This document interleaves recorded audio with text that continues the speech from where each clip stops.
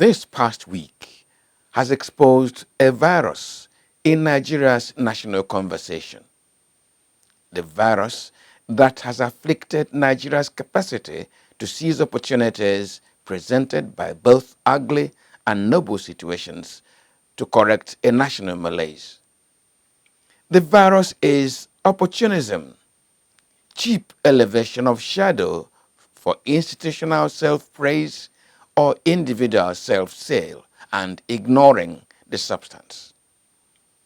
This past week has been occupied by a 19-year-old girl, Mmesoma Ejikeme, and her JAMB result, which was thrown into the public arena by her presenting herself as having secured the highest score in the last Joint Admissions and Matriculations Board JAMB examination for admission into Nigeria's tertiary institutions. The claim of highest score secured scholarship from Innocent Motors for Mmesoma. Mmesoma, and one of these results, I went to JAMB portal to print these results, and this is what they gave me. This is the result here. So this is my aggregate 362. This is exactly how I printed it. I downloaded it from that site.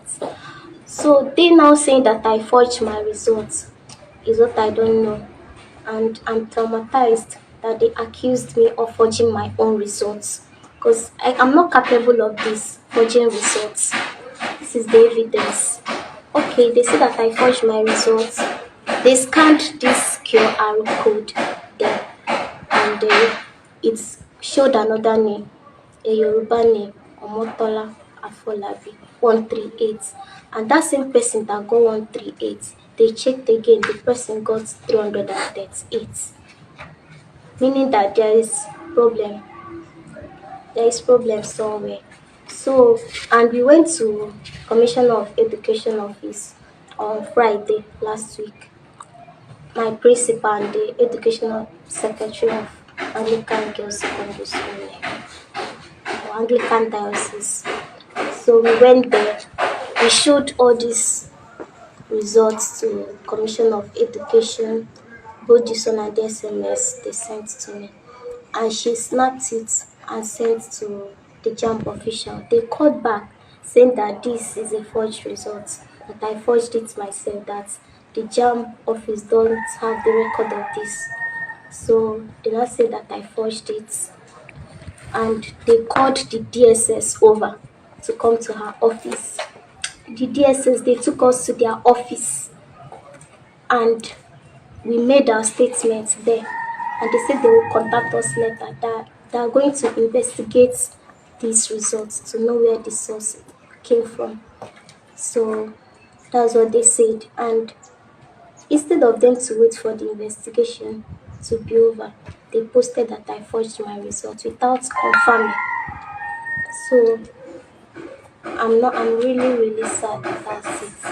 And it's not that since my nursery school have been taken first, I'm a brilliant girl. It's not that I'm an illiterate person that will go and forge her results because I'm not intelligent to impress people. I've been taking first position since my nursery school. And even my common entrance, it was 300 and something. I want to say that perhaps she is playing to a script that either she has written or people have written for her as a result of the environment that she has found herself. A regrettable self-promotion by Osita Chidoka in a rather opportunistic write-up which sought to market his JAMB examination center and his application of computer-based tests in recruitment into the Federal Road Safety Corps and his unrestricted effort to keep his center in the good books of JAMB marked the fullness of this shadow chasing. JAMB itself had displayed institutional soullessness. It was not the lightning speed at which JAMB pronounced Mmesoma a felon that showed it as shorn of institutional deep thought. It was the intellectual emptiness that prevented it from seizing the opportunity to address a clear and destructive culture of dishonesty in its examinations.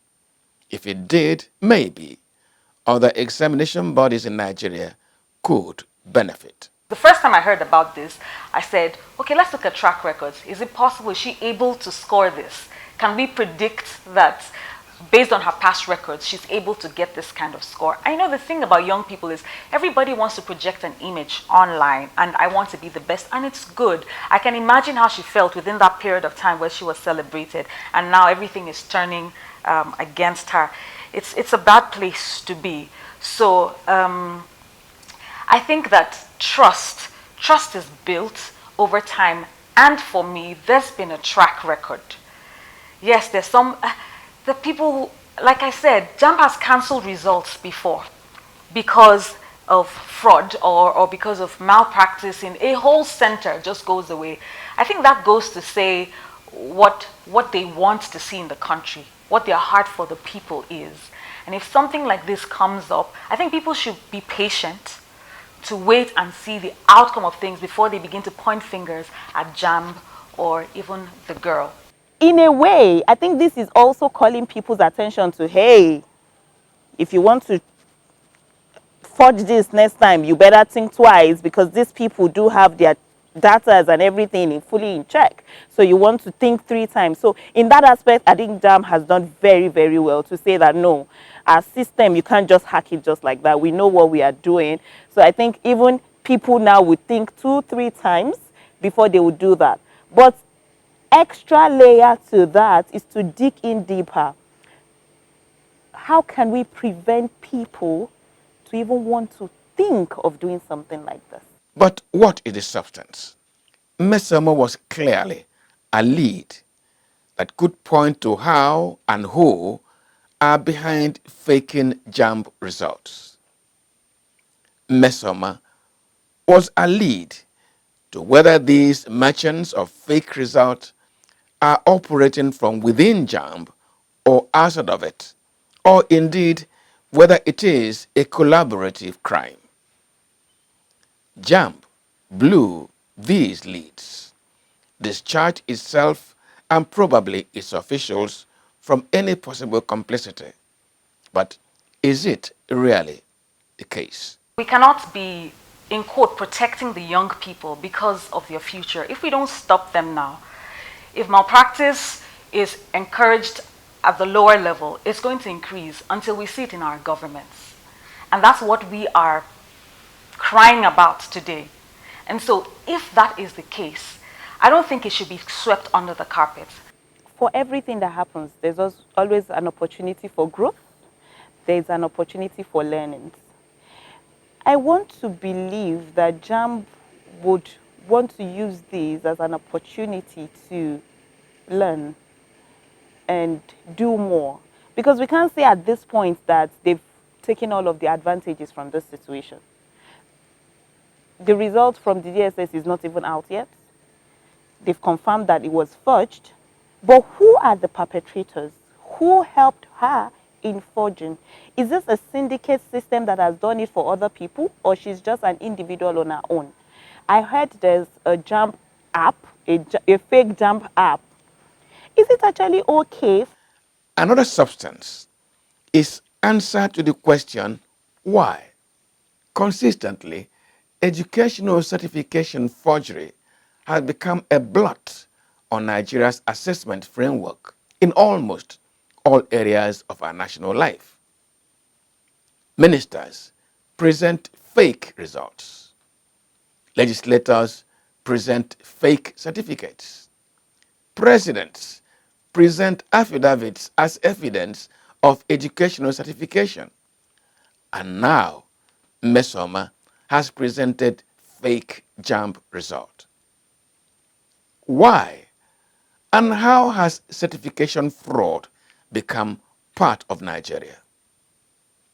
Above all, however, is the question, could all these have been handled without destroying Mmesoma and our future? Today, the 19-year-old girl with the world right before her has become the metaphor for dishonesty and ethnic derogatory comment. Could JAMB have put in more soul, more humanity, more discreetness, knowing that ruining the child's future is not and cannot be the objective of the examination bodies getting to the bottom of the matter? I'm wondering and I'm asking, is there a role that the General Ministry of Education has to play in all of this? Because I haven't seen or heard anything from that aspect. However, going back to what can happen to her, a lot, a lot, depending on her person as a person, depending on her personality, depending on her support system, depending on the social economic factors that surround her. It can either be negative or positive. Most likely, if not properly handled, it will be negative because this is a lady, she's a young person, she's a Nigerian, she's a girl. Okay, I've seen the father, from the media and all of that. I've seen some of these things.